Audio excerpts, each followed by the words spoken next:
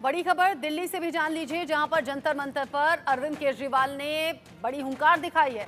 सियासत करने नहीं, देश बदलने आया हूं, ये अरविंद केजरीवाल ने कहा। दरअसल दिल्ली भर से लोगों को बुलाया गया, यानी कि दिल्ली के लोगों को जंतर मंतर पर आज जनता दरबार में अरविंद केजरीवाल के जरिए बुलाया गया और वहां पर भाषण दिया गया। उन्होंने कहा कि मैं नहीं बल्कि मेरे जैसे बहुत से कार्यकर्ता हैं पार्टी में और हम लगातार दिल्ली के लिए काम करना चाहते हैं, देश के लिए काम करना चाहते हैं। केजरीवाल ने यह भी कहा कि मैं नहीं, मुझे जेल भेजने वाले चोर हैं। वो कह रहे हैं मुझे सत्ता का कोई लालच है ही नहीं, मुझे सीएम की कुर्सी की कोई भूख नहीं है, मैं सत्ता के लालच में नहीं, मैं तो देश के लिए सत्ता में आया हूं।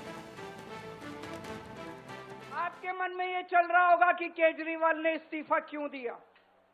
मैंने इस्तीफा इसलिए दिया क्योंकि मैं ये सब करने के लिए, गंद करने के लिए नहीं आया था, मैं भ्रष्टाचार करने के लिए नहीं आया था, मैं सत्ता का लालच, सत्ता की भूख नहीं है मेरे को सीएम की कुर्सी की भूख नहीं है।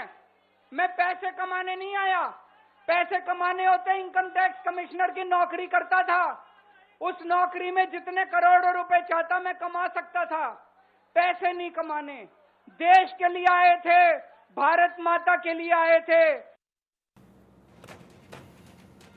साथ ही साथ अरविंद केजरीवाल ने मोहन भागवत से कुछ सवाल भी पूछ लिए हैं। ऐसे 5 सवाल हैं जिनका जवाब अब अरविंद केजरीवाल चाहते हैं। सवाल में पूछा गया कि ईडी सीबीआई की मदद से पार्टियों को तोड़ना क्या ठीक है।